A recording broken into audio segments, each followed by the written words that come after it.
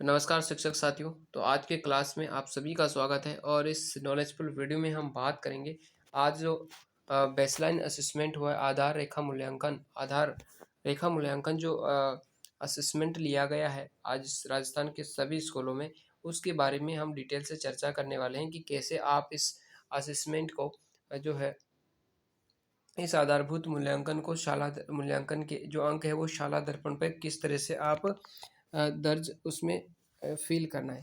सारी जानकारी ही मैं समझाने की कोशिश करूँगा।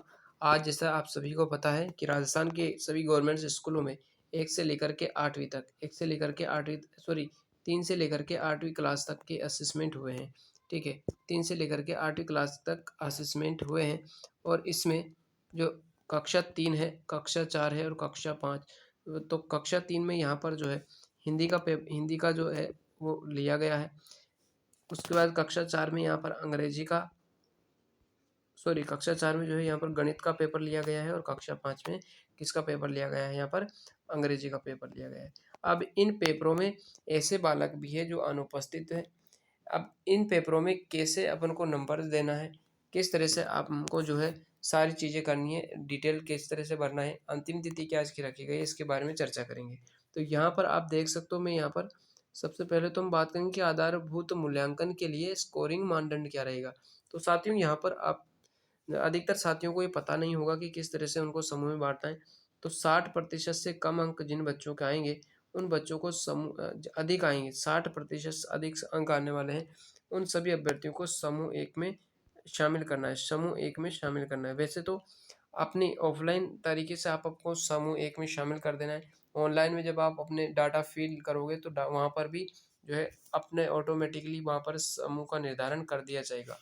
अब 60% से कम प्रश्न अंक अगर कम अंक आ रहे हैं 60% से, तो ऐसे बच्चों को समूह 2 में शामिल किया जाएगा।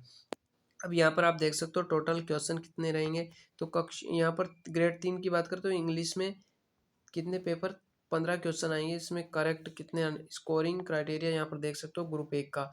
तो 60% से अधिक होना चाहिए, तो मोर देन 9 क्वेश्चन से यहाँ पर अधिक क्वेश्चन सही होने चाहिए, तब जाके वो समूह 1 में शामिल हो सकता है बच्चा। लेकिन 9 से अगर कम स्कोर कर रहा है बच्चा, तो वो समूह 2 में उसको शामिल करना है दोस्त साथियों।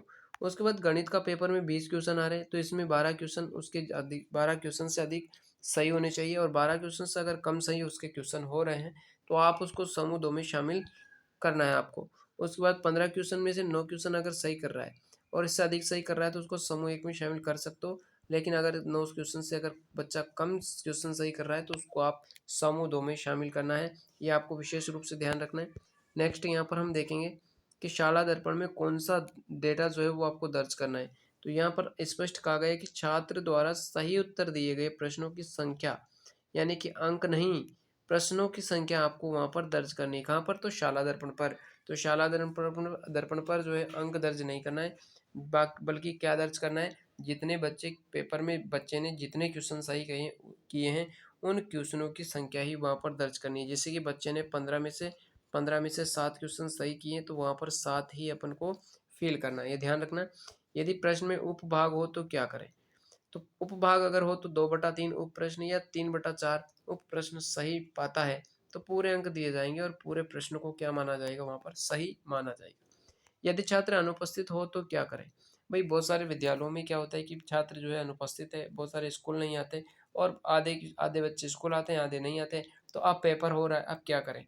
तो इसके लिए आपको ऐसे छात्रों के लिए क्या करना है, इसको 23 अगस्त से पहले बेसलाइन मूल्यांकन कर सकते हैं। भाई 23 अगस्त से पहले-पहले आप उस बच्चे का बेसलाइन असेसमेंट ले सकते हो। लेकिन अगर 23 से पहले तक अगर वो स्कूल में आता ही नहीं है, तो ऐसे में शाला दर्पण में अंतिम विवरण दर्ज आप कर सकते हो। यानी कि अगर बच्चा नहीं आ रहा है तो उसको 0 वहाँ पर आप उसको एब्सेंट जो है वो दर्ज कर सकते हो।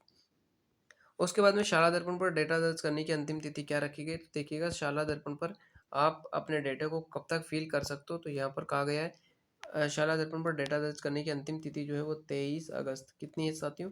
तो 23 अगस्त तक आप अपने डेटा को शाला दर्पण पर फ़िल कर सकते हो। तो ये आई होप कि इस वीडियो से आपको अ, बहुत इम्पोर्टेंट जानकारी मिली होगी। ये वीडियो आपको कैसी लगी कमेंट बॉक्स में बताना।